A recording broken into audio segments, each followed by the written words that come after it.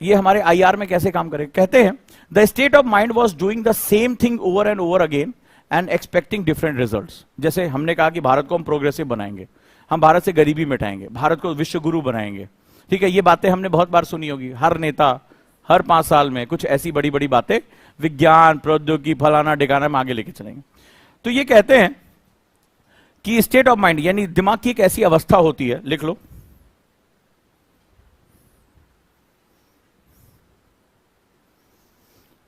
जब एक ही चीज को अलग अलग परिस्थितियों में किया जाए, एक ही चीज को अलग अलग परिस्थितियों में किया जाए, लिखो, जब एक ही चीज को अलग अलग परिस्थितियों में किया जाए और फिर एक जैसे परिणाम की प्रत्याशा रखी जाए,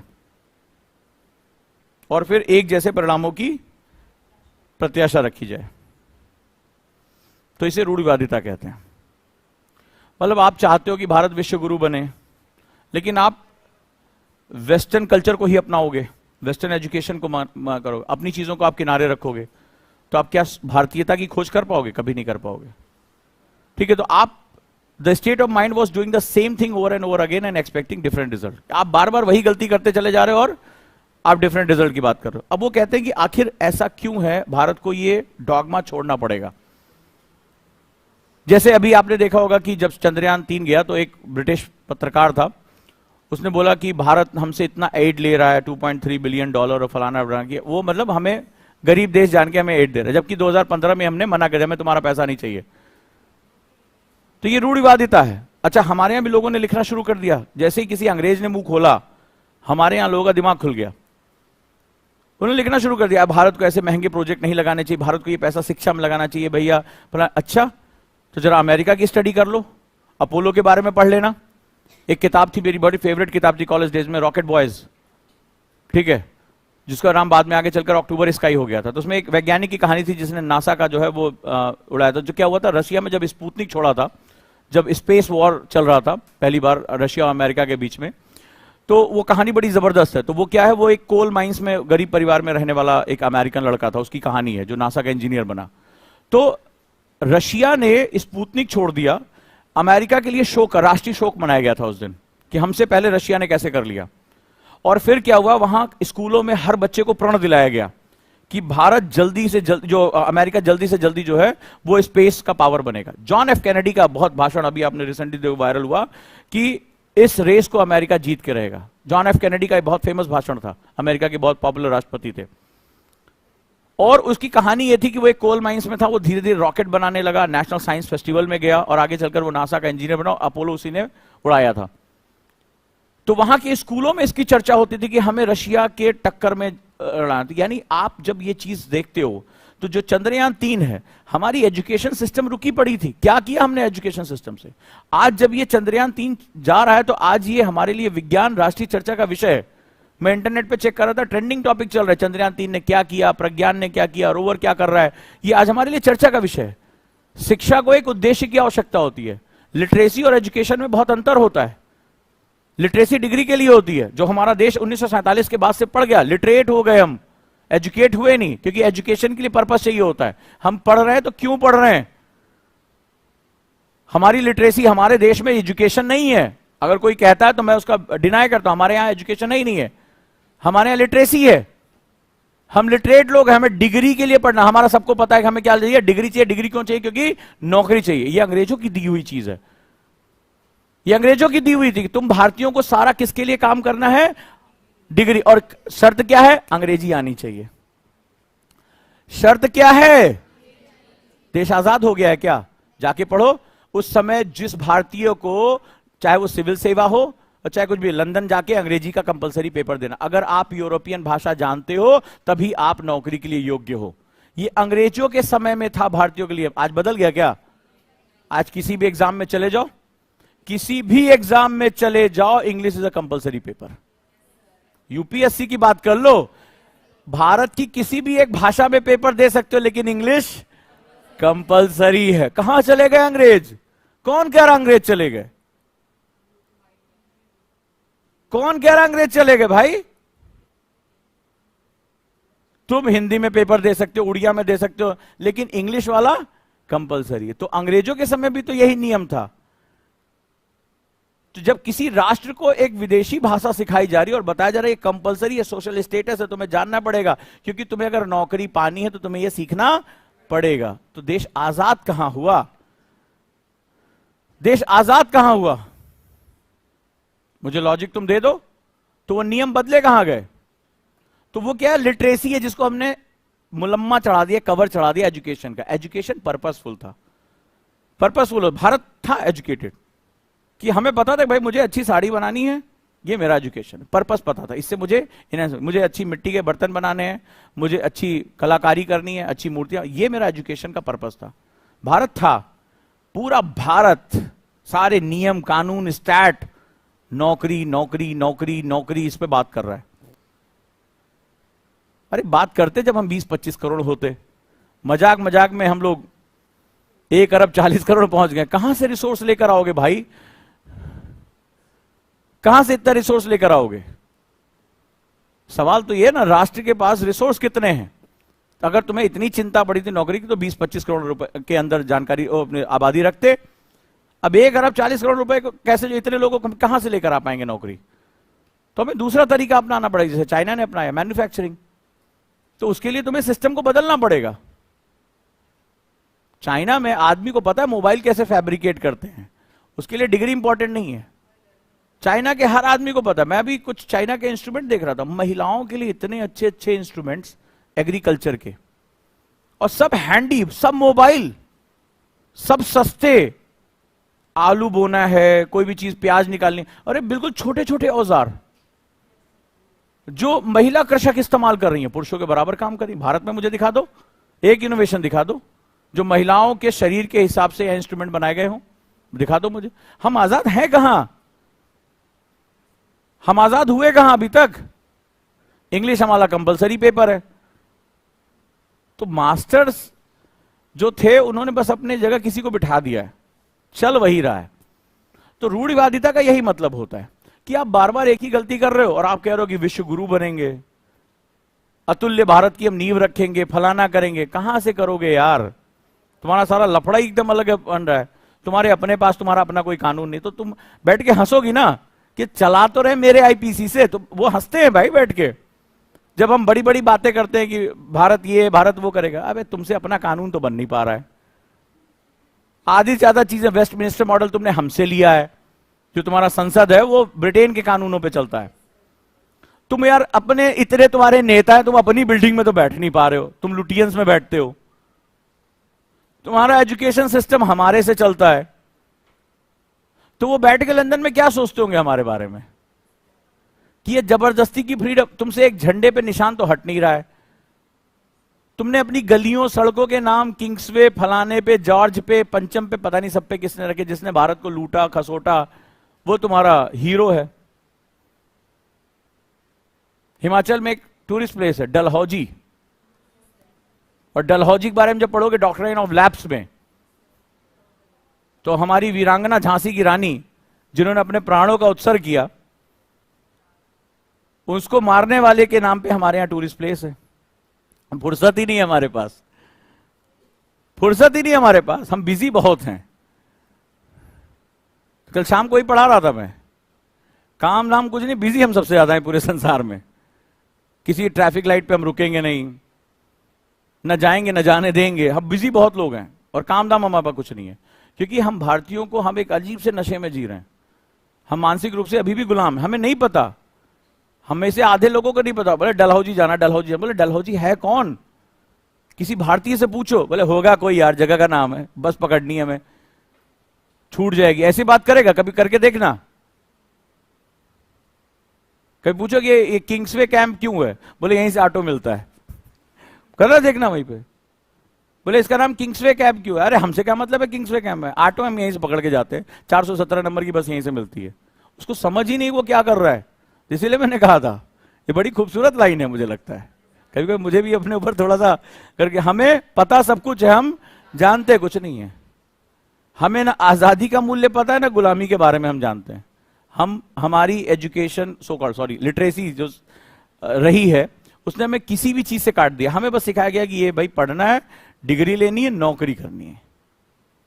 तो जो नौकरी करने वाली पीढ़ी कौन सी होती है? नौकर होती है। तो कहां वो चले गए? वो हैं, अभी भी हैं। जब तक हम इन प्रतीकों को चेंज नहीं करेंगे, जब तक हम अपने आप नहीं खड़े होंगे, तब तक हम कभी भी आगे नहीं जा सकते।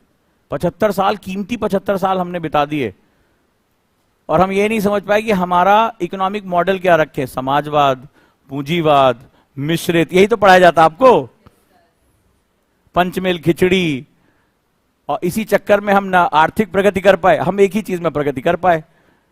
हर आदमी 5 बजे बाद खाली हो जाता था, और मजाक मजाक में जनसंख्या विस्फोट हमारे यहां इतना ज्यादा। और दुनिया का पहला देश जिसने जनसंख्या नियंत्रण की कानूनी नीति बनाई थी, हंसोगे, पागल हो जाओगे, दुनिया का पहला देश है जिसने जनसंख्या नियंत्रण की आधिकारिक सरकारी नीति बनाई थी। अगर मैं किसी को बात बताऊं, पेट पकड़ पकड़ रगड़ेगा भैया।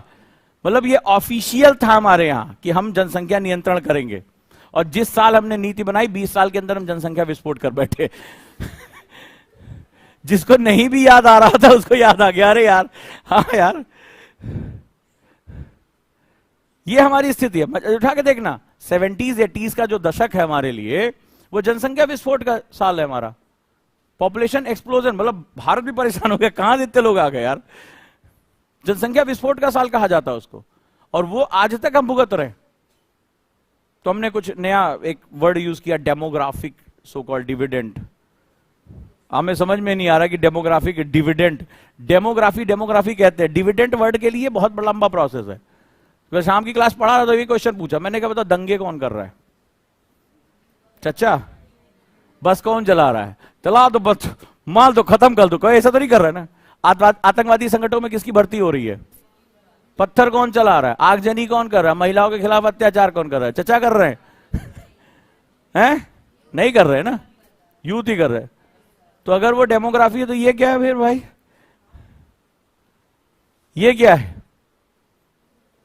कश्मीर से आतंकवाद के लड़ने में उतना पैसा नहीं खर्च हो रहा जितना 2 दिन के दंगे में हमारे यहां बसें जला देते हैं, संपत्ति जला देते हैं, उससे ज्यादा वैल्यू आ रही है।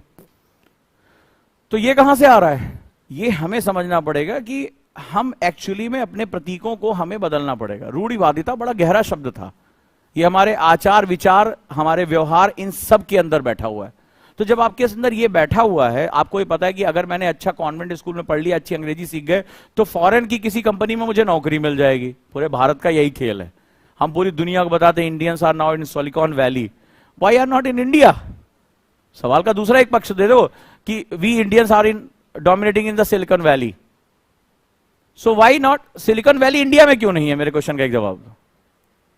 हम उनकी कंपनी में जाके काम करके उनका वैल्यू एडिशन कर रहे हैं ना। बिल गेट्स तो कहीं आराम से बीच पे पड़ा होगा, उसके बग्स हम हटा रहे हैं ना, और हमारी किसी ने पीठ थपथपा दिया, इंडियंस आर गुड, हमारा इंडियन का बड़ा जोश आ गया, जलवा आ गया। हम सोच नहीं पा रहे, कंपनी हमारी नहीं, हम कंपनी के नौकर हैं यार, क्योंकि ये बहुत पीछे से मानसिकता आ रही है हमारी। और हम कौन है?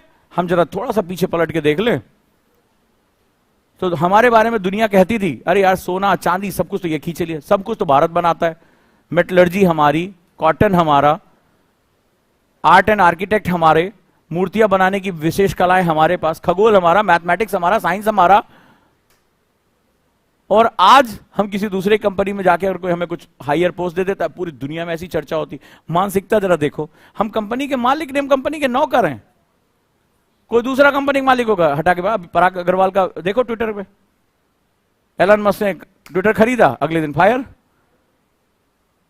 तो मालिक तो कोई और, मालिक तो अमेरिकन है ना, इंडियन तो नहीं है ना मालिक, इंडियन मालिक नहीं है ना। हम बड़ा खुश होते भारतवंशी फलाने देश का ये हो गया, अरे वो अपने देश के लिए काम कर रहा है। अगर ऋषि सुनक यहां काम कर रहे होते तो G20 से पहले वो जो है ट्रेड एग्रीमेंट पे साइन कर लिए होते। आपको पता होगा कि ट्रेड एग्रीमेंट होने वाला था, उसके देश में जो है दबाव बढ़ गया कि ऋषि सुनक जो है वो कुछ गलत करे, जल्दबाजी करे, कैंसिल कर दिया। पढ़ो जरा। तो वो सिर्फ भारतीय है, काम अपनी कंट्री के लिए कर रहा है वो, ये बड़ी दिक्कत है। तो आखिर इसका मतलब क्या? वो कहते हैं कि दुनिया मल्टीपोलर वर्ल्ड है, यानी कि बहुध्रुवी विश्व है। तो बहुध्रुवी विश्व का मतलब कि दुनिया की जो पॉलिटिक्स है, वर्ल्ड पॉलिटिक्स, वो भी बहुध्रुवी हो चुकी है। ठीक है, तो यानी कि जो विश्व राजनीति है वो भी क्या है, अब बहुत कॉम्प्लेक्स हो गई। तो ये कहते हैं कि इस वर्ल्ड पॉलिटिक्स यानी मल्टीपोलर वर्ल्ड की जो वर्ल्ड पॉलिटिक्स है, मल्टीपोलर बहुध्रुवी विश्व की जो विश्व राजनीति है, उसके पास बहुत डिफरेंट पर्सपेक्टिव है। अब जरा मैं तुम्हें आज की खबर से समझाऊंगा तो तुम्हें मजा आएगा कि इस चैप्टर में क्या है। तो वो कहते हैं डिफरेंट पर्सपेक्टिव, यानी कि विभिन्न विचार हैं यहां पे। अब विभिन्न विचारों को समझाने के लिए अगर मैं ये बुक पढ़ाता तो तुम्हें नहीं समझ पाता, बहुत कॉम्प्लेक्स है ये। इसके लिए मैंने कुछ अपने एग्जाम्पल ले लिए, चलिए हम बात करते हैं। तो कहते हैं as a country we need to talk and engage accordingly. कहते हैं एज अ कंट्री, फिर वही याद है गोथे का स्टेटमेंट, याद है गोथे का स्टेटमेंट, उसी का ही एक्सटेंशन। एज अ कंट्री, एक राष्ट्र के रूप में, we need to talk and engage accordingly, एक राष्ट्र के रूप में हमें अपने राष्ट्र के ही अनुरूप बात करना होगा और संबंध बनाने होंगे। लिखो, बड़ी खूबसूरत बात है। डिफरेंट पर्सपेक्टिव यानी विभिन्न विचार से क्या तात्पर्य है? विभिन्न दृष्टिकोण चाहिए हमें आज की दुनिया में। हम पुराने दृष्टिकोण, आप किसी एक नेता के बड़े बड़े भक्त हैं, मान लीजिए एक नेता, अरे सारे इंस्टीट्यूट उनके नाम पे हैं, तो वो नेता का समय काल अलग था, उन्होंने जो अपने समय किया उसकी अपनी एक खास बात है। लेकिन आज तुम उस नेता के वंशज हो, उस नेता के परिवार से आ रहे हो, तो आज तुम उस पॉलिसी को लेके नहीं चल सकते, क्योंकि आज दुनिया बदल गई। अभी तुम्हें बहुत अच्छे एग्जांपल समझाऊंगा। तो कहते हैं as a country we need to talk and engage accordingly, कि एक राष्ट्र के रूप में, अब बड़ी खतरनाक बात फिर वही मैंने कर दी, जैसे लाइव एड्स पे हमने बात की थी, एज अ कंट्री हमारे लिए बड़ी इंपॉर्टेंट। एज अ कंट्री यानी we need to talk and engage accordingly, हमें उसी के अनुरूप बात करना होगा और संबंध बनाने होंगे। लेकिन सवाल है संबंध कौन बना रहा है? कंट्री। कंट्री की नीड्स के अकॉर्डिंग बात करनी पड़ेगी। लेकिन अगर तुम्हारे विचार कोई और ड्राइव कर रहा है, तुम किसी और के विचारों से प्रभावित हो, तो तुम क्या होगा? अपने अकॉर्डिंग बातचीत नहीं कर पाओगे, नहीं कर पाओगे। और भारत इससे बड़ा ग्रसित रहा है। फॉरेन के बनाए, यूरोपियन के बनाए गए इंस्टीट्यूशन के पीछे हम इतना भागते थे कि कैसे मौका मिल जाए हम उसमें एंट्री कर जाएं, वो हमारी पीठ पर हाथ रख दे, क्योंकि मालिक का हमें एक वो आता था कि मालिक हमारे लिए काम कर रहे हैं। तो इसी वजह से हम कोई इंडिविजुअल डिसीजन, हम कोई डिसीजन लेते थे, पुराने अखबार उठा के देखो, तो अगर वेस्टर्न ने उसमें भौएं सिकोड़ दी, हमारे देश के लोग लिखना शुरू कर देते थे। हमारे देश के लोग लिखना शुरू कर देते थे कि India should not do this, India should not, जो है उसको, विदेशों को, पश्चिम को नाराज नहीं करना चाहिए। बड़ा अच्छा एक स्टेटमेंट आया, ट्वीट आया है, पढ़ लो जरा अभी, ताकि आगे बात समझ में आएगी। इस स्टेटमेंट को समझने के लिए एक बड़ा छोटा सा इसमें ट्वीट आया है, मैं एक्चुअली यही पढ़ता हूं अखबार में। हमें एक मजबूत केंद्र सरकार की जरूरत है, ये डी मुथुकृष्णन का ट्वीट है। हमें एक मजबूत केंद्र सरकार की जरूरत है। ये मत भूलिए कि केंद्र में एक मजबूत सरकार के बावजूद हमें कृषि सुधारों और स्टारलाइट जैसे मुद्दों से पीछे हटना पड़ा। आपको पता है कि भारत के किसानों को सुधारने के लिए कृषि कानून बहुत जबरदस्त है, लेकिन इतनी मजबूत सरकार, बहुमत की सरकार होने के बावजूद भी उसको पीछे हटना पड़ा। आगे बहुत लेकर देश को तोड़ने के लिए भीतर और बाहर शक्तियां सक्रिय। मैंने आपको पहले बताया था कि देश को अंदर की ताकतों से बहुत ज्यादा खतरा है। वो जो वैचारिक आंदोलन क्रिएट कर देते हैं, तो वो क्या होता है? भारत के विरोध में भारत सक्रिय ना हो सके, इसके लिए वो तमाम काम करे। अब जरा देखो क्या हो रहा है, मैं एग्जांपल से समझाता हूं कि आखिर ये डिसीजन क्या है। एक कहानी है, इंडिया में G20 समिट शुरू होने वाले हैं, ठीक है, और भारत बहुत बड़े पैमाने पर तैयारी कर, हर जगह जाओगे तुम्हें बैनर दिखाई पड़ेंगे तमाम तरह के, इसको सक्सेसफुल बनाने के लिए। क्योंकि जो अभी वर्तमान सरकार है वो इवेंट मैनेजमेंट बहुत अच्छा करती है, तो इसको पूरी दुनिया में इन्होंने हाईलाइट कर रखा है। कश्मीर में पर्यटन करा दिया, फलाना करा दिया, ताकि दुनिया की मीडिया की नजर बनी रहे। तो बड़े स्तर पर तैयारियां चल रही हैं। G20 मतलब दुनिया की 80% आबादी और अर्थव्यवस्था के देश आ रहे हैं, बड़ा इंपॉर्टेंट है। इसमें दो बड़े पावरफुल देश हैं, एक है रशिया, ठीक है। तो आपने देखा कि पुतिन ने आने से मना कर दिया, ठीक है, पुतिन ने मना कर दिया कि हम असमर्थ हैं इसमें आने के लिए, और तमाम तरह, जबकि भारत में उन्होंने पहले एक बहाना बनाया कि जो क्रिमिनल कोर्ट है उसने वारंट जारी कर रखा है, लेकिन भारत में वो काम नहीं करे, क्योंकि भारत उसका जो है उसके लिए उसका कोई लेना देना नहीं है। लेकिन उसने कहा कि कल एक स्टेटमेंट आया कि मैं डिक्लेरेशन पे रोक लगा दूंगा अगर यूक्रेन के बारे में बात हुई, ठीक है। अब मामला बड़ा पेचीदा होता जा रहा है। यूक्रेन वॉर को लेकर आज भी आया कि वो कोई यूरोप को उसने धमकी दी है कि अनाजों के लेके, ग्रेन्स को लेकर कोई संधि नहीं होगी। तो यूक्रेन वॉर को लेकर पुतिन जो है वो नहीं आ रहे हैं। उनका मानना है कि अमेरिका वहां आएगा, अमेरिका बड़ा बढ़ चढ़कर हिस्सा ले रहा है, तो जो है वो कुछ ना कुछ रशिया के खिलाफ स्टेटमेंट आ सकता है, तो उसने आने से मना कर दिया। कल शाम को आया कि शी जिनपिंग भी नहीं आएंगे, चाइना के प्रीमियर जो हैं। अब ये दोनों बहुत बड़े ब्लॉक्स हैं, क्योंकि ये यूनाइटेड नेशन सिक्योरिटी काउंसिल के साथ भी हैं, और पूरी दुनिया में एक अलग विचारधारा, जो समाजवादी और साम्यवादी विचारधारा, यानी सोशलिज्म और जो है जो विचारधारा बनती है, उसके साथ ये जा रहे हैं, ठीक है। अब ये दुनिया की फैक्ट्री है और इस समय ये दुनिया में सबसे ज्यादा सक्रिय है। इसने भी अटेंड करने से मना कर दिया, और इसके कई अपने रीजन है। पहली बात तो अभी आपने देखा भारत के साथ जो बाउंड्री डिस्प्यूट्स चल रहा है, इसने अपना खुद का एक नक्शा दिया, इसमें अरुणाचल को उसने अपना हिस्सा बताया। इसके साथ साथ ट्रेड वॉर चल रहा है। लेकिन इसका कंसर्न यह है कि इस G20 में सबसे ज्यादा सक्रियता से भाग कौन ले रहा है? यूएस ले रहा है। अब यूएस भाग ले रहा है और यूक्रेन वॉर में रशिया को डर है कि अमेरिका कोई स्टेटमेंट यूक्रेन के पक्ष में दिला सकता है, इसलिए वो नहीं आ रहा है। शी जिनपिंग कह रहे हैं कि भाई यूएस इंडिया के साथ मिलकर क्वाड स्ट्रेटजिक पार्टनर बन चुका है, रणनीतिक भागीदार बन चुका है, स्ट्रेटजिक पार्टनर। तो इसकी वजह से क्या होगा, वो क्वाड का जो है वो चारों देशों का जो संगठन है उसका ये बड़ा जो है वो मेंबर है, जो हिंद प्रशांत क्षेत्र में अपना जो है दबदबा, इंडो पैसिफिक में अपना दबदबा कायम करना चाहता है। चीन को काउंटर करने के लिए बनाया गया ये। तो इंडिया और यूएसए एक दूसरे के नजदीक आते हुए दिख रहे हैं। इन दोनों का यूएस के साथ पंगा है। अब नतीजा हुआ, अब देखो सिचुएशन कैसी कॉम्प्लेक्स हो गई है। अब जरा तुम मुझे जवाब देना कि तुम्हें मेरी क्लास कितनी समझ में आई। अब नतीजा ये हो रहा है कि इसका इन दोनों की ना आने की वजह से एक बहुत बड़ा बवाल हो गया, और बवाल ये हो गया कि ज्वाइंट डिक्लेरेशन नहीं आ पाएगा। किसी भी बड़े सम्मेलन में एक ज्वाइंट डिक्लेरेशन आता है, संयुक्त घोषणा पत्र कहते हैं उसे, लिख लो इसको, संयुक्त घोषणा पत्र। ये नहीं आ पाएगा क्योंकि ये दोनों ताकतवर देश है, बहुत प्रभावशाली देश है। अगर यही नहीं इतनी बड़ी आबादी, इतनी बड़ी इकोनॉमी को लेकर आ रहे हैं, तो अगर ये ज्वाइंट डिक्लेरेशन हम नहीं दे पाएंगे या ज्वाइंट डिक्लेरेशन एक्सेप्ट नहीं किया गया, तो इसका मतलब फेल हो गया, G20 फेल हो गया। वो सिर्फ इकट्ठा होंगे, चाय पानी पिएंगे, बातचीत होगी, वादे किए जाएंगे, अगली बार हम मिलेंगे तो कुछ करेंगे, तो इसका मतलब है कि वो नॉट सक्सेसफुल। अब भारत की स्थिति देखो, व्हाट टू डू, भारत क्या करे? इतनी तैयारियां कर रहा है, G20 को लेकर हर जगह इतनी चर्चा चल रही है, सरकार इसको एक इंटरनेशनल इवेंट के रूप में प्रस्तुत कर रही है, और आखिरी समय पे शी जिनपिंग नहीं पहुंच रहे हैं और आखिरी समय पे पुतिन नहीं आ रहे, जो कि इस समय दोनों सबसे ज्यादा चर्चित हैं। अब भारत के सामने मुश्किल ये है कि चीन के साथ वो सबसे ज्यादा व्यापार करता है, रशिया उसका एक बहुत पारंपरिक पार्टनर रहा है, और अमेरिका उसका नया स्ट्रेटजिक पार्टनर बन रहा है। जो नया वर्ल्ड ऑर्डर है उसमें बैलेंस करने के लिए अमेरिका की बहुत बड़ी जरूरत है, क्योंकि अमेरिका अपने आप में एक बहुत बड़ी लॉबी है। अब भारत जाए तो कहां जाए, व्हाट टू डू? हम भारतीयों को देखो, इस कमरे में ही चाइना चाइना है, देख लो, पंखा, ये स्मार्ट बोर्ड, सब कुछ चाइना। चाइना के बिना हम कहां चल पाएंगे? तुम्हारा हो सकता है पेन, निब, कलम सब चाइना से आई हो, कोई टेंशन वाली बात नहीं। ये पेपर हो सकता है चाइना से ही आया हो। मुझे कोई बता रहा था कि चाइना से आजकल महंगा हो गया, तो इसलिए कॉपियां महंगी हो गई हैं। हाँ जी, अब बताओ। हैं? अरे वही तो पूछ रहे हैं, कंट्री की नीड कैसे पता चलेगी?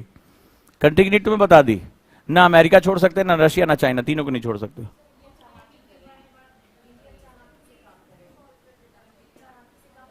चालाकी से कैसे काम किया जाता है? मोदी जी पीछे वाले दरवाजे से आएंगे। ये कैसी कैसी बातें कर रहे हो? इंडिया नीड के अकॉर्डिंग काम करे, चालाकी से काम करे, छुप के काम करे, नकाब में काम करे, क्या कर रहे हो यार?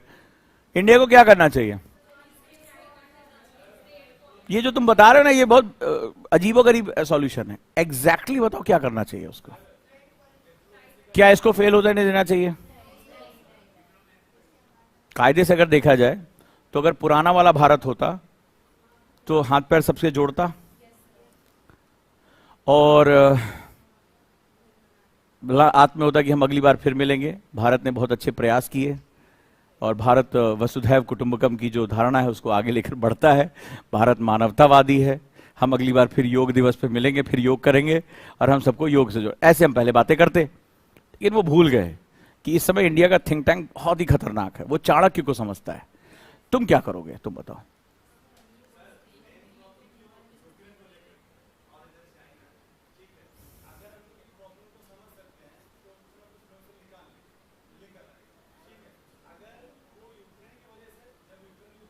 तुम समझ ही नहीं पा रहे सिचुएशन।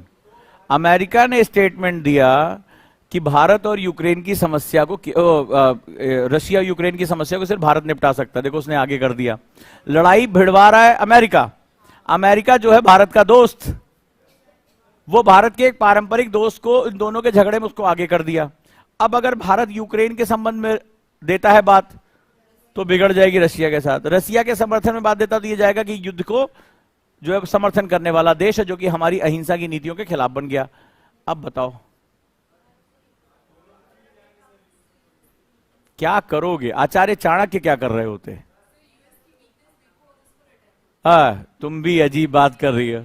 बताओ जरा, वीकनेस तुम नहीं देख पा रही हो? देश की नागरिक नहीं हो, मंगल से आई हो।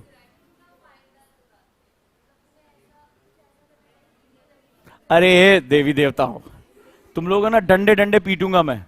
क्या एक भी आदमी इंटरव्यू नहीं, कुछ ऐसा करना चाहिए, वीकनेस देखनी चाहिए अकॉर्डिंग। अरे मुझे एक काम बताओ क्या करना चाहिए।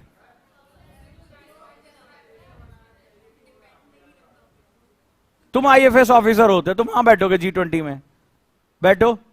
तुम अमिताभ कांत हो, बैठो, दिमाग लगाओ, क्या करोगे? किसकी वीकनेस देखोगे? अमेरिका की वीकनेस देखोगे? क्या देख के, वहां एक सम्मेलन हो रहा है, फेल होने जा रहा है, जिसकी तुम साल भर से तैयारी कर रहे थे। लास्ट मोमेंट में दो सबसे पावरफुल नेताओं ने आने से मना कर दिया। अब जाके वीकनेस तलाशोगे अमेरिका में?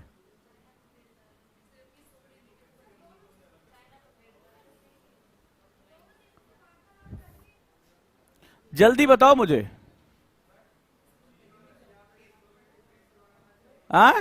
किस पे प्रेशर बनाओगे? कैसे? क्योंकि ये सम्मेलन है भाई। तुम्हारे घर में भी शादी का कार्ड आता होगा, तुम्हारा नहीं मन है, तुम्हारा वीडियो गेम खेलने का मन है, तुम्हारा टीवी देखने का मन है, पापा आप चले जाओ, सब परिवार लिखा है कार्ड पे, अरे आप चले जाओ। वो ऐसा तो नहीं, वो आ नहीं रहा है, वो अपने एक दूसरे बंदे को भेज रहा है ना। रशिया भी किसी दूसरे बंदे को भेज रहा है, प्रीमियर नहीं आ रहा है। अब तुम्हारे लिए शादी कार्ड है, तुमने अपने छोटे भाई बोला, तो बहुत दिन से तुम कह रहे हो ना दावत उड़ानी, चले जाओ, कोई बात नहीं है।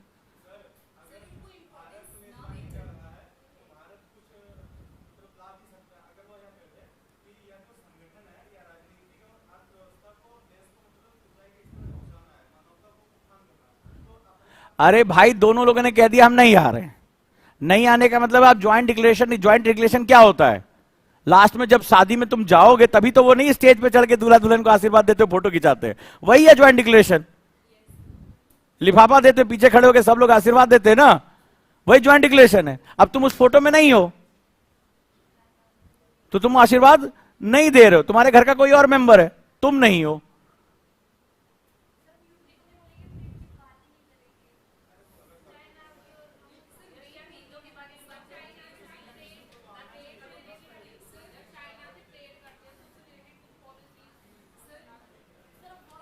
चार थोड़ा थोड़ा अब तुम लोगों का। हाँ,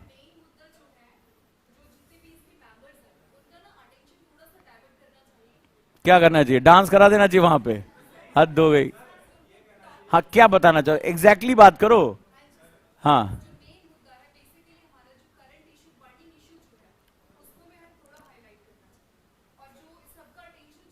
अरे वो क्या है, वही तो जानने की कोशिश कर रहा हूं। मेन मुद्दा क्या है?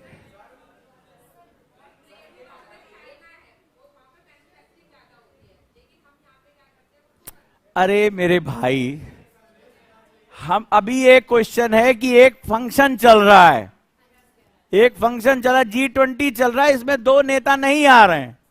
अब लास्ट मोमेंट में तुम्हारे फूफा आने से मना कर दे, शादी में चाचा आने से मना कर दे, तुम्हें अरेंजमेंट करनी कि कौन आशीर्वाद देगा वर वधू को, क्योंकि ज्वाइंट डिक्लेरेशन खराब हो गया। अब तुम पता चला उसके एक राजदूत हो, तुम्हारी कोई वही नहीं है, तुम छोटे वाले बच्चे हो उस घर में, ताऊ जी से आशीर्वाद लेना था ना, और जो चाचा से आशीर्वाद, फूफा से आशीर्वाद लेना, तुम पहुंचे भाभी हम भी आशीर्वाद दे दे क्या? छोटे किनारे रहो थोड़ा सा, ऐसे बोल लिया जाता है ना। तो अगर आप परिवार के मुखिया हो तो आपकी बात अलग है। मैं क्वेश्चन कर रहा हूं कि अब ये दोनों नहीं आ रहे हैं, भारत इसको वैश्विक इवेंट बनाना चाहता था, अब एकदम बारात दरवाजे पे आ गई है भाई मेरे, बारात दरवाजे पे आ गई, और ये हठी लोग हैं, घमंडी लोग हैं, रशिया को बनाओगे अमेरिका भाग जाएगा। भारत को सवाल ये है कि ताऊ और फूफा में हो चुकी लड़ाई, और दोनों का शादी होना बड़ा जरूरी है। लो मना लो, समय कहां बचा है? मान लो बुआ आ गई, फूफा नहीं आए, 2 दिन की ट्रेन की जर्नी थी, बुआ जब पहुंची, कहां है कहां है, पता चला फूफा है, फूफा नाराज हो घर बैठे, अरे वो काम पड़ गया था, अब बुलाओ फूफा को, नहीं बुला पाओगे। हाँ,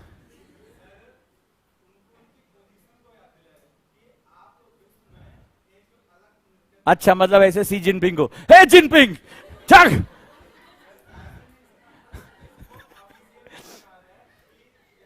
कि तुम विश्व के, तुम उसको बता दोगे, तुम उसको ये कहोगे कि तुम्हारे बिना ये ऑर्गेनाइजेशन सबमिट नहीं, तो फूफा फूफा ऐसे करेंगे हाँ? फूफा जैसे तुमने फूफा कहा कि तुम्हारे बिना शादी पूरी नहीं होगी, फूफा एकदम बिल्कुल ऐसे है, ऐसे करेंगे ना फूफा। तो इस कंडीशन में तुम बता दोगे, जैसे नहीं होता एक वो कमजोर बाप होता है, ये पगड़ी हमारी रख लीजिए, पिक्चरों पिक्चरों में दिखाते थे, तो तुम वही तो बात है कि हमें कमजोर नहीं बनना है। हम मल्टीपोलर वर्ल्ड में जो पावर फैक्टर होते हैं वही पूरी वर्ल्ड पॉलिटिक्स को ड्राइव करते हैं। जिसकी लाठी उसकी भैंस। और अगर आपने उसको ये बता दिया कि तुम्हारे बिना मेरा ये सम्मेलन पूरा नहीं हुआ, फूफा तो और ऐड जाएंगे। फूफा तो रायता हल्का ढीला पड़ गया तो सेपरेट लड़ाई कर ले, रसगुल्ला अंदर गांठ पकड़ लिया इस पर नाराज हो सकते। फूफा के क्या बात है यार, वो फूफा ही तो है ये चाइना। वो बता ही नहीं रहे कि तुम बाउंड्री इशू पे नाराज हो, बता कहां रहे कि अमेरिका के आने से नाराज हो, कि अमेरिका के ट्रेड वॉर से नाराज हो, या तुम्हारी कंट्री में कोई तुम्हारा पेट खराब है, तुम बता ही नहीं रहे प्रॉब्लम क्या है। हमने अभी कुछ दिन पहले एक सोने की थाली वाली 7 स्टार होटल की शी जिनपिंग सोने, कुछ मीडिया वाले पहुंच गए, सोने की थाली में खाएंगे। अमिताभ बच्चन कितने साल पहले गा के चले गए, सोने की थाली में द्योना परोसा।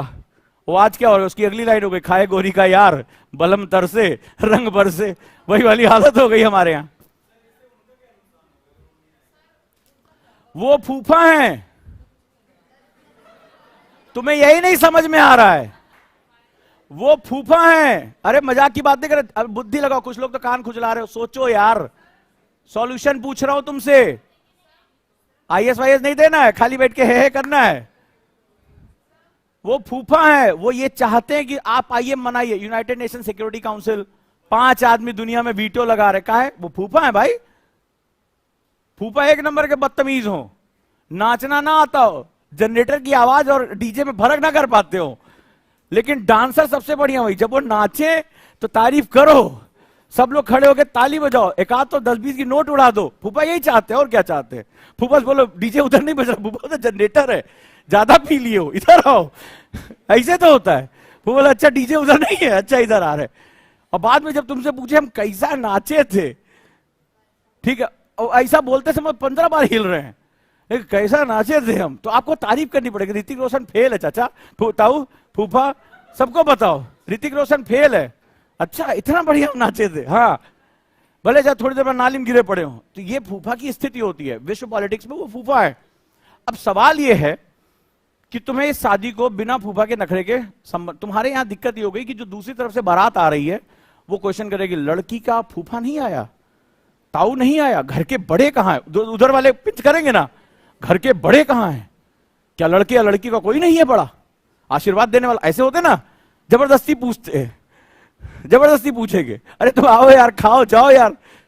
तो सवाल पूछते हैं कि नहीं पूछते हैं, क्या बात है परिवार में एकता नहीं है क्या। अब ये सवाल हमसे पूछा जाएगा। पूरे विश्व की जो मीडिया है वो उसी बाराती की तरह है। अब तुम्हारे सामने, अब वो लड़की के तुम बाप की तरह हो। अब तुम्हारी स्थिति इस समय भारत की यही हो गई, समय तो है नहीं भारत के पास। अब दोनों बड़े लीडर से मना कर दिया, इधर बाराती पहुंच गए पूरे, क्योंकि आपने साल भर से कहा मेरी बेटी की शादी, मेरी बेटी की शादी है, जरूर आना। कार्ड भी छपवा दिया, मेरी बुआ की थादी में जरूर आना। आपने कर दिया, सब कुछ आपने पूरी दुनिया में बता दिया। अब दरवाजे पे बारात है और उसमें कुछ बाराती ऐसे पहुंच रहे हैं, वेस्टर्न मीडिया, यूरोपियन मीडिया, वो पूछेगी फूफा कहां है, ताऊ कहां है। अब तुम्हें जवाब देना है। और ये परंपरा आगे भी चलेगी, छोटी वाली बेटी की भी शादी करनी है, यानी अभी हमें ढेर सारे फंक्शंस में जाना है। अब बैलेंस कैसे करोगे, यही क्वेश्चन है। अगर ये बात समझ में आ जाएगी तो तुम्हें समझेगी एक राष्ट्र को अपने अकॉर्डिंग कैसे काम करना होगा। पर वो भूल गए कि इस बार हमारा प्रधानमंत्री थोड़ा सा अलग ही दिमाग का है, वो बहुत आगे का सोचते हैं और उसकी जो टीम है बहुत एडवांस है। तो भारत क्या करेगा, चलो भारत को कुछ बताते हैं आइडिया।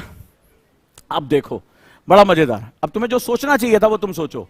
भारत को करना चाहिए अफ्रीकन यूनियन को इनवाइट कर दो, क्योंकि इसमें 2 चीजें हैं। चाणक्य नीति, वो पिक्चर में देखे थे ना कि एक हीरो जैसे दिखाता है सर पे बंदूक रखा, तो दूसरा नीचे से दिखाता, देख नीचे पेट पे तुम्हारे हमारी बंदूक रखी है। तो क्या होता है, आचार्य ने कहा सठे साठ्यम समाचरित, दुष्ट के साथ दुष्टता करनी चाहिए। तो अफ्रीका क्यों, अफ्रीकन यूनियन को अंदर कर लो, G20 में उनको पावर दे दो। क्यों, क्योंकि अफ्रीका जो है वो रिसोर्सेज, कॉन्टिनेंट ऑफ रिसोर्सेज कहा जाता है, संसाधनों का राष्ट्र। 2047 के बाद हमारी डेमोग्राफिक विंडो ऑफ अपॉर्चुनिटी बंद हो जाएगी और अफ्रीका की खुल जाएगी। अफ्रीका में आज जो सबसे ज्यादा बच्चों की आबादी है, सबसे ज्यादा यूथ पॉपुलेशन उसके पास, जैसे आज यूरोप हमारे पास भाग के आ रहा है, वैसे हम भागकर अफ्रीका जाएंगे। भारत की तमाम खाद्यान्न जो प्रॉब्लम्स हैं वो अफ्रीका सुलझा सकता। इथियोपिया फेल्ड नेशन हो चुका है। इथियोपिया की जमीन सबसे ज्यादा दालों के उत्पादन के लिए बेहतरीन है। पल्सेस, भारत में पल्सेस का उत्पादन बढ़ ही नहीं पाया पिछले कई सालों से, और भारत में प्रोटीन इन्फ्लेशन है। इथियोपिया जैसे देशों की जमीन का इस्तेमाल करके, वहां खेती करके हम सबसे ज्यादा दालें पैदा कर सकते हैं और अपनी खाद्य सुरक्षा निश्चित कर सकते हैं। संसाधनों का इस्तेमाल कर सकते हैं, पेट्रोलियम का इस्तेमाल कर सकते हैं। और चाइना ये बहुत एग्रेसिवली कर रहा है, चाइना बहुत तेजी से पैसा लगा रहा है। अब चाइना को हम डायरेक्टली नहीं मना कर सकते, लेकिन जहां उसका रिसोर्स है, अगर हमने पहुंचकर वहां इन्वेस्टमेंट कर दिया और हमने सही तरीके से फोकस अफ्रीका कार्यक्रम को स्टैब्लिश कर लिया, अफ्रीकन देशों को हमने मदद करनी शुरू कर दी, उनको सम्मान देना शुरू कर दिया, उनको मदद देना हमने शुरू कर दिया, तो जो चाइना का इन्वेस्टमेंट हब है, रशिया का स्टेट, दोनों बहुत तेजी से पैसा लगा रहे हैं वहां पे, वहां जाके हम बैलेंस कर देंगे। वहां जाके हम बैलेंस कर देंगे। मतलब तुमने हमारी कनपटी बंदूक रखा, हमने तुम्हारे पेट पे सटा दी, इधर तुम चलो इधर हम चला रहे हैं। तो शक्तियों का संतुलन ऐसे होता है, बोलते हैं बैलेंस ऑफ पावर। हम उसको समझाएंगे तो फूफा नाराज हो जाएंगे, फूफा नाराज हो जाएंगे। फूफा कोई वीडियो बना लो, बोले फूफा अगली वाली शादी में भेज देंगे, तुम जनरेटर पे नाच रहे थे, पी के नाली में पड़े थे, बेइज्जती कराए पूरे बारात की। फूफा समझ जाएंगे। जैसे फूफा वीडियो बना लो, फूफा क्या पिए आए जनरेटर पे नाच के और नाली में पड़े हो थोड़ी देर बाद, तो बोले फूफा अगली शादी में जहां जाओगे हम वायरल कर देंगे इसको। अरे बेटा ऐसा कैसे कह रहे हो बेटा, जब फूफा होश में आएंगे तो फूफा बोले सही से व्यवहार करो, बोलो सही से कुर्सी पकड़ बैठोगे, बोले हाँ बैठेंगे। नखड़े करोगे, नहीं करेंगे, नहीं समझ लेना अभी सारे बारात में वीडियो हम व्हाट्सएप ग्रुप बना के भेज रहे तुम्हारा नाली में पड़े हो। तो फूफा क्या हो जाएंगे, अचानक से सीधे हो जाएंगे, अचानक से सारे नखड़े बंद। जैसे फूफा उठे हमारा नहीं हुआ, वो हमें लिफाफा हल्का मिला है, तुरंत दिखाओ, दिखाएं क्या, तुरंत फूफा एकदम सीधे। तो आपको अगर चाइना रशिया को काउंटर करना है तो उस जगह जाना पड़ेगा जहां पर ये दोनों अपना हित खोज रहे हैं, जिनके लिए वो पूरा कॉन्टिनेंट भविष्य है। राष्ट्र सिर्फ आज की जरूरतों पे काम नहीं करता, भविष्य की जरूरतों पे काम करता है। जब भारत का डेमोग्राफिक विंडो ऑफ अपॉर्चुनिटी बंद होगा तो कहां जाओगे, विकसित होने के बाद क्या करोगे, अचार डालोगे। विकसित होना ज्यादा मुश्किल काम होता है, क्योंकि विकसित होने के बाद आपको उस स्टेटस को मेंटेन करने के लिए ज्यादा मेहनत करनी पड़ती है। समझाऊंगा क्या, चाइना क्यों इतना एग्रेसिव है, समझना तुम्हें पड़ेगा। तो तुम्हें किसको ढूंढना पड़ेगा, अफ्रीका को तैयार कर लो। और मोदी जी ने तैयारी कर रखी है, बेटा कोई बात नहीं, तुम बताओ, हम तुम्हारे बारे में बात ना करके यूरोपियन यूनियन, अफ्रीकन यूनियन को हम क्या कर रहे हैं, पावर दे रहे हैं। और बोले G20, चलो हम एक काम और करते हैं, एक वर्ड देखना तुम्हें हो सकता है सुनने में आ जाए भविष्य में। बोले अच्छा ऐसी बात है, तो एक काम कर लेते हैं हम तुम्हारा, हम V20 बना देते हैं।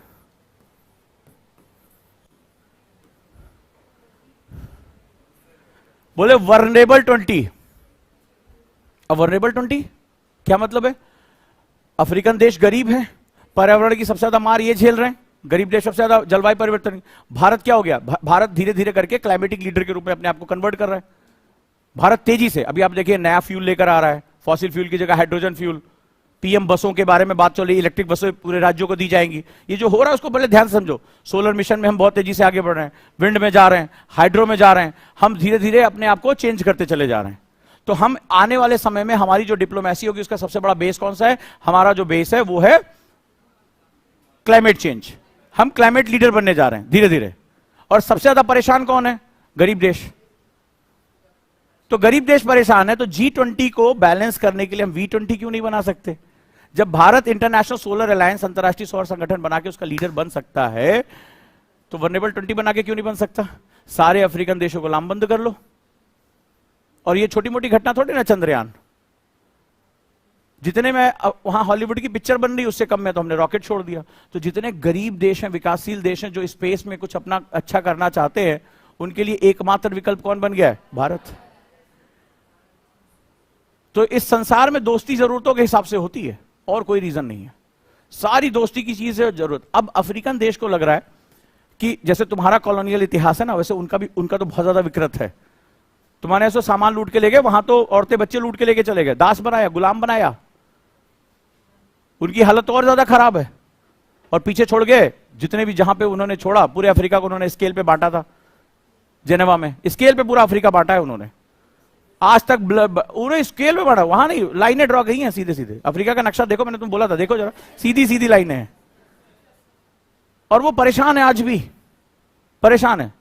सबसे ज्यादा आज की डेट में जो सैन्य तख्ता पलट हो रहा है वो अफ्रीका में हो रहा है। तो अफ्रीका को एक ऐसा विश्वस्त पार्टनर चाहिए जिसका लोकतंत्र का अच्छा इतिहास रहा हो, जो वसुधैव कुटुंबकम की बात करता हो, जो अफ्रीकन वैल्यूज के बहुत पास हो। अफ्रीकन जो ट्राइब्स है, मसाबा ट्राइब्स है, सब इनकी जो पारिवारिक वैल्यूज हैं वो हमारे आसपास हैं। उनके यहाँ लड़की जब विदा होती है रोती है, ठीक है, माता पिता उसको जो है सामान इकट्ठा करके दहेज के रूप में देते हैं। हमारे परिवारों में भी यही है। तो हम वैल्यू से बहुत एक दूसरे के पास हैं, बहुत एक दूसरे के पास है। तो हमारे पास कई रीजन हम आपस में जुड़ सकते हैं। और अगर आप वनरेबल 20 बना ले जाते हैं, और भारत बना ले जाएगा, मोदी जी के पास वो ताकत है कि वो बहुत अच्छे से संवाद करते हैं, तो क्या होगा कि जो पावर है वो उनकी खत्म, उनको समझ में आएगा इसने हमारी नस पे हाथ रख दिया। जहां आने वाले समय में हम रिसोर्स को निचोड़ने जा रहे हैं, उसको चाइना ने अफ्रीका को एक प्रोजेक्ट रखा हुआ है और उसकी वजह से उसको रिसोर्स कॉलोनाइजेशन में कन्वर्ट कर रहा है, यानी संसाधन उपनिवेश के रूप में। आज चाइना के सबसे ज्यादा लोग कहां खेती कर रहे हैं तुम्हें पता है? चाइना में नहीं, अफ्रीका में। अफ्रीका में चाइना के पास बहुत ज्यादा पैसा है, वो पैसा आज अफ्रीका में झोंक रहा है। लेकिन अफ्रीकन लोगों को चाइनीज हिस्ट्री के बारे में पता है, खबरें अब सोशल मीडिया से पहुंच रही हैं। अभी आपने देखा इकलौता पश्चिमी देश जो वन रोड वन बेल्ट में था, इटली, अभी 2024 में उसका रिव्यू होने वाला था। इटली के क्या कह दिया, अब हम इसका पार्ट नहीं बनेंगे। ये सब खबरें पढ़ा करो। इटली ने मना कर दिया कि इससे हमें कोई फायदा नहीं होने वाला, चीन हमें आउटपुट नहीं दे रहा है। अब अफ्रीकन लोगों का जो शोषण हो रहा है और चीनी जहां जा रहे हैं वो शोषण कर रहे हैं, तो ये बात पूरी दुनिया को पता चली। तुम्हें पता नहीं है कि लेकिन पाकिस्तान में भी चीन के खिलाफ जो उसका प्रोजेक्ट था CPEC, China Pakistan economic corridor, उसका विरोध कर रहे हैं वो लोग, क्योंकि वहां उनकी लड़कियों को अबडक्ट किया जाना, उनके संसाधनों को अबडक्ट किया जाना, पाकिस्तानियों को मार देना, ये बड़ा कॉमन वहां हो गया है। तो अफ्रीकन को भी समझ में आ रहा। और भारत ने बहुत पहले एक फोकस अफ्रीका कार्यक्रम बनाया था, उसमें वो मानवतावादी दृष्टिकोण से, जैसे जब वैक्सीन देने की बात आई, हम आगे बढ़ के हमने वैक्सीन, हमने कुछ नहीं लिया, हमने दिया। हमारे बहुत ढेर सारे लोग जो है वहां पर एनजीओ में काम कर रहे हैं। यूनाइटेड नेशन में जो पीस कीपिंग मिशन है, जो कि भारत सबसे ज्यादा भारत के सैनिक जाते हैं, उनका सबसे बड़ा कंट्रीब्यूशन जो है वो अफ्रीका में शांति स्थापित करना रहा है। तो भारतीय लोगों की जो छवि है वो इस समय पूरी दुनिया में वसुधैव कुटुंबकम की छवि है। This is the right time कि हम इन पावरफुल कंट्रीज को किनारे करें, बैलेंस स्टैब्लिश करें, अफ्रीका को लेकर आए, रिसोर्स अपने साथ लेकर आए, संख्या हमारे साथ जुड़ जाएगी और एक ग्रुप क्रिएट करते हैं वनरेबल 20। भारत का मैं क्लाइमेटिक लीडर हूं, ये लोग वनरेबल यानी संवेदनशील हैं, इनका जब बहुत शोषण हो रहा है तो इन शोषितों का एक ग्रुप बना लेते हैं और पूरी दुनिया में आवाज उठाना शुरू कर देते हैं। क्योंकि एक ऐसी चीज है, जलवायु परिवर्तन के खिलाफ कौन बोलेगा? 3 दिन पहले की रिपोर्ट आई कि ग्रीन हाउस गैसेस के इमर्शन में हम हाईएस्ट पहुंच चुके हैं, अब हम लौट नहीं सकते। आपको 3 दिन पहले की न्यूज बता दूं कि रिपोर्ट्स आई है कि ग्रीन हाउस गैसेस के अभी तक के पृथ्वी के इतिहास में हम हाईएस्ट पोजीशन पर पहुंच चुके हैं, अब लौट नहीं सकते। एज अ स्पेसीज हमारा अब जाना धीरे धीरे तय है और यही संसार का नियम है, यही संसार का नियम है। अब आप लोग पढ़ लो, अभी इतना टाइम है, अब इतना टाइम है, आप अपने जीवन जी लोगे, मतलब 300-400 सालों में हम पृथ्वी को निपटा देंगे। ठीक है, अभी आपने पढ़ा होगा अंटार्कटिका की जो बर्फ पिघल रही है उसकी वजह से जो किंग पैंगविन है वो बुरी तरह से डिस्ट्रॉय हो गए, मतलब लाखों की संख्या में मर गई हैं। तो हम खुद नहीं मरेंगे तो हम पहले सबको निपटा देंगे। पहले हम क्या करेंगे, इकोसिस्टम खत्म करेंगे, फिर सिस्टम हमें खत्म करेगा। तो पृथ्वी को समझ में आएगा यही है, यही बवाल कर रहा है, तो उसको हटाओ। पृथ्वी क्या करती है, इक्वल टू 0 कर देती है। फिर कोई नई स्पेसीज जो आएगी वो आएगी। मेरे ख्याल से तब तक इंसान अपने लिए आर्टिफिशियल इंटेलिजेंस को इतना स्ट्रांग कर चुका होगा कि रोबोट्स हमें फालतू समझ के हमारा निपटारा कर चुके होंगे। अरे फालतू है ये, ठीक है, किसी काम का नहीं है, कुछ नहीं जानता मानता है, ठीक है, तो वो हमें निपटा देगा। सो आपको समझ में आया कि बैलेंस कैसे क्रिएट करना है। तो इंडिया ऐसे, और ये जरूरी है क्योंकि आप इस बात का छाती नहीं पीट सकते कि अरे यार ज्वाइंट डिक्लेरेशन नहीं आया, अगली बार हम मिलेंगे फिर से अच्छे से, चलो चीन को मनाए। क्यों मनाए, क्यों मनाए? तो आपको अपनी कंट्री की इमेज को आगे रखना है, तो आप बोलो जाओ, चलो यहां जाओ, हम दूसरे को ले आते हैं। और देखो भारत ने ब्रिक्स में किया, ये सब खतरनाक खोपड़ी की चाल है। हमारे प्रधानमंत्री, उनकी टीम बहुत खतरनाक है इस समय, तो लाके बैलेंस कर दिया, ब्रिक्स को चौड़ा कर दिया। तो तुम्हें पता है यूरोपियन कंट्री नहीं चाहते थे ब्रिक्स का विस्तार हो, क्योंकि बहुत साल पहले एक रिपोर्ट आई थी, गोल्डमैन सैक्स की रिपोर्ट, उसने कहा था ब्रिक्स कंट्री के पास इतनी पावर है कि पूरी दुनिया की जीडीपी को कंट्रोल कर सकता है। G7 को मिर्ची लगे, G7 मतलब दुनिया के 7 विकसित देशों का, पहले G8 था, अब G7 हो गया, सबसे पावरफुल कंट्रीज, पूरी दुनिया को गवर्न करते हैं ये, इनको मिर्ची लग गई। तो इन्होंने सारा तामझाम किया कि किसी तरीके से ब्रिक्स सक्सेसफुल ना हो पाए, और ब्रिक्स भी आपस में फंस के निपट गया। तो अब हम अपने संगठनों को, जिसमें हम हैं, हमारी जिसमें तूती बोलती है, उसको मजबूत करना चाहते हैं। तो अगर G20 में अफ्रीकन कंट्रीज को प्रायोरिटी मिल गई तो कुछ आश्चर्य मत करना, यही सबसे अच्छा बैलेंस है जहां तक मैं समझ पा रहा हूं, कि यही एक तरीका है। और वनरेबल 20 अंदर डालेंगे, क्लाइमेट को आगे करेंगे, क्लाइमेट डिप्लोमेसी को आगे लेके चलेंगे। बोले अब तुम बोलो इस पे, कौन बोलेगा क्लाइमेट के खिलाफ?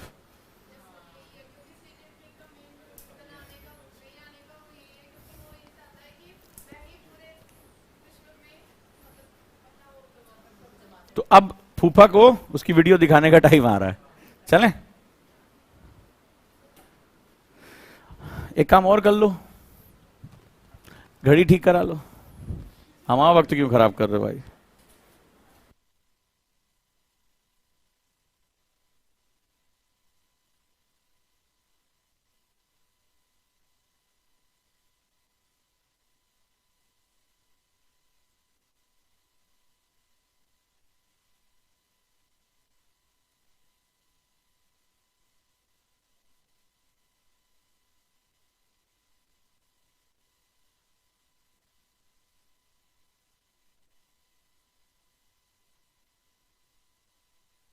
हाँ ठीक है, 10 मिनट के लिए कर लो इसको, बहुत ज्यादा। मुझे तो बस एक ही चीज चाहिए तुमसे, एक कि मेरे आश्रम के नियमों को पालन करो, बस, और कुछ नहीं। और इससे ज्यादा मुझे नहीं हो रहा ना, इसलिए तो हो रहा होता तो मुझे ये बातें कहने की जरूरत नहीं पड़ती। बस गुरु दक्षिणा मुझे ही दे दो, बस, मोर देन इनफ है। जितना तकलीफ दे वो तकलीफ झेल लो, ठीक है? बाकी सभी टीम को बुला दो।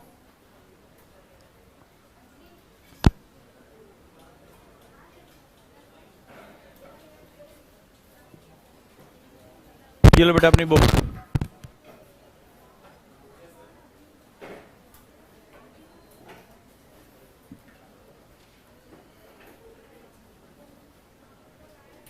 कल इंडिया 2030 की क्लास में पढ़ाऊंगा कि 2047 तक भारत किस सेक्टर में काम करे और कैसे काम करे कि वो विकसित राष्ट्र बन सकता है।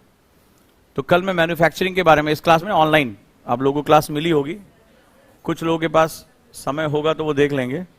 तो बड़ा इंपॉर्टेंट टॉपिक है। क्या हुआ? चली गई? पकड़ो भाई, कहां चली गई? अब मैन्युफैक्चरिंग चाइना में हो रहा, चाइना तो नहीं चली गई?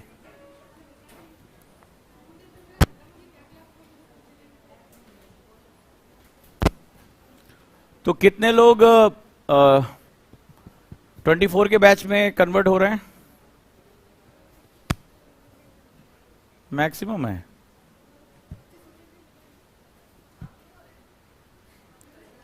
कितने लोग 25? अभी बहुत कम लोग हो, मेरे ख्याल से थे बहुत ज्यादा, लेकिन ज्यादातर सोचे अब 1 साल से ज्यादा कौन टिकेगा यहां आश्रम में। ऐसा है क्या?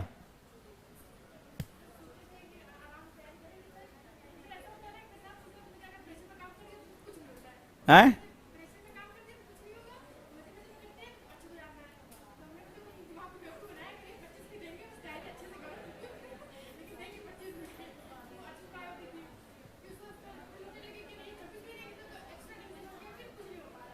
क्योंकि रिपोर्ट ये आई थी कि 60% बच्चे 2025 26 के हैं, 40%। अभी आज हाथ जो है वो उल्टा हो गया, ठीक है? तो इसका मतलब बता रहा है कि ज्यादा देर आश्रम में टिकना नहीं है, ठीक है? लेकिन हमें क्लैरिटी रहेगी तो हम काम आगे बढ़ा पाएंगे अपना, क्योंकि दोनों की टाइमिंग, दोनों का जो प्रेशर है वो अलग अलग रहेगा। तो क्या आप लोगों ने दे दिया सर को? मुझे आज उस पर डिसीजन लेना है। अरे वाह, केक वेक भी है? अरे टेढ़ा है पर मेरा है। ठीक है। चॉकलेट केक कौन लाया? जानकारी के लिए बता दूं, अगर आगे से कभी मेरे लिए, अगर मेरे लिए नहीं आया तो ठीक है, अगर आया तो मैं चॉकलेट केक नहीं खाता, ठीक है? बहुत कम। हाँ,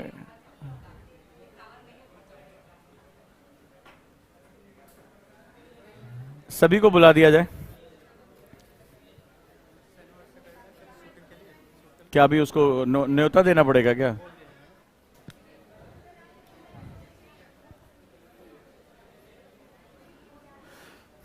आइए आइए sir. Thank you so much, thank you so much.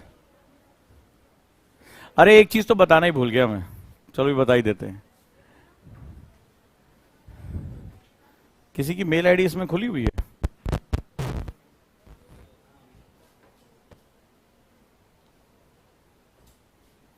कोई है यहाँ? राम को बुलाना।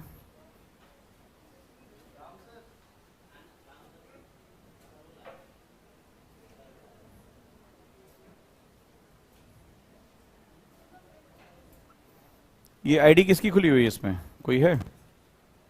कोई कॉमन आईडी?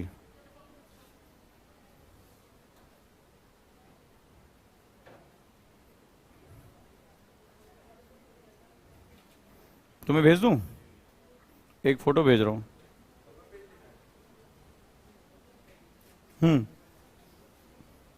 तुम्हें व्हाट्सएप पे भेज रहा हूं। तुम्हारा व्हाट्सएप क्या है?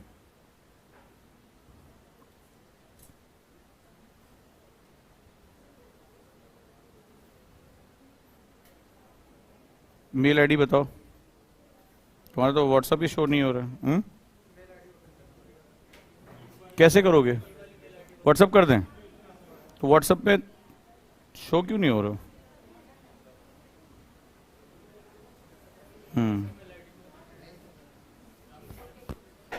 Thank you so much. Sumit sir नहीं आए क्या?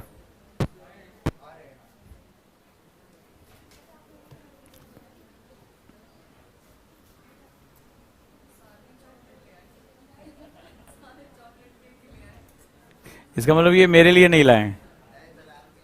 पक्का?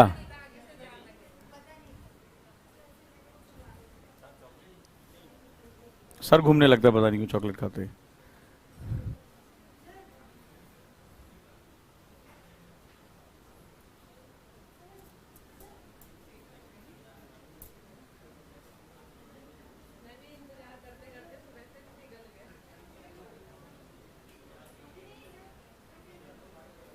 तो फ्रिज है, तो फ्रिज में रखवा दिया होता।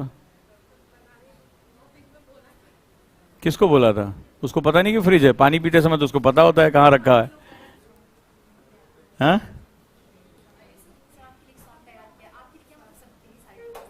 सारी टीम के लिए? वंडरफुल। सबसे पहले तो पूरी टीम को टीचर्स डे की बहुत बहुत बधाई।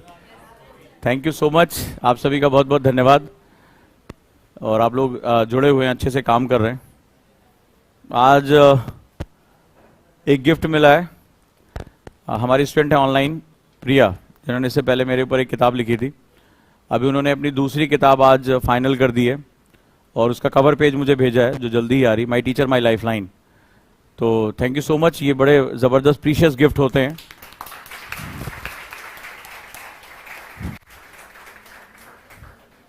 और फोटो भी सेलेक्ट की, मैं किताबों के नीचे दबा पड़ा हूँ। ठीक है, तो उम्मीद करते हैं कि आप लोग अच्छे से पढ़ाई कर रहे हैं। और मुझे तो बस एक ही चीज़ चाहिए आप लोगों से, इसको बहुत शॉर्ट रखिए, और वो ये है कि गुरुकुल के नियमों का पालन करिए। गुरुकुल एक आश्रम व्यवस्था है, ये हॉलिडे इन का पैकेज नहीं है कि जहां आप सुबह से लेकर शाम तक मस्ती करेंगे। ये आश्रम व्यवस्था और आश्रम के नियम का पालन करना बड़ा जरूरी है, तभी हम अच्छे से अपना काम कर पाएंगे। आइए बेटा,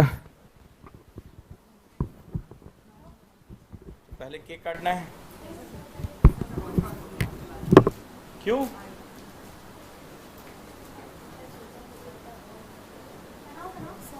थैंक यू सो मच। अरे पैर नहीं छूते भैया, हमने पहले ही मना किया।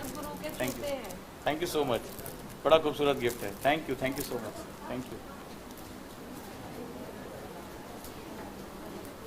आइए प्लीज, आइए Sumit sir.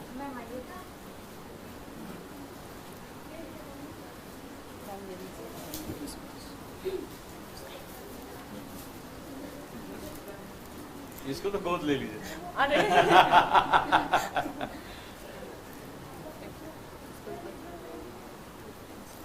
So this is a new book, My Teacher, My Lifeline.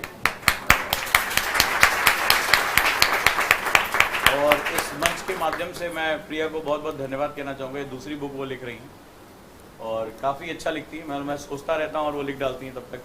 तो ये एक लाइफ, जिसे कहते हैं लाइफ लॉन्ग मेमोरी, वो चीज़ होती है जो हमें यहाँ मिलती है। तो दूसरी किताब, और इसकी जो लॉन्चिंग होने जा रही है वो थाईलैंड में होने जा रही है, जो एक बुक के बारे में, जहाँ भारत के भी यंग जो है पोइट वहाँ आ रहे हैं, पोइटेस आ रही, तो वहाँ पर वो जल्दी उसको करेंगे। आज उन्होंने भेजा कि टीचर्स डे पे सर आपको ये गिफ्ट है।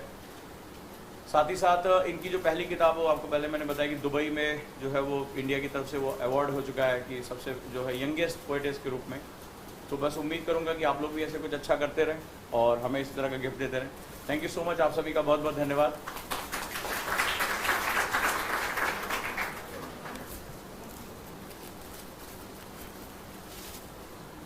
आइए। थैंक यू, ये आएगी नहीं। Thank you so much, thank you so much, thank you sir, लोग प्लीज।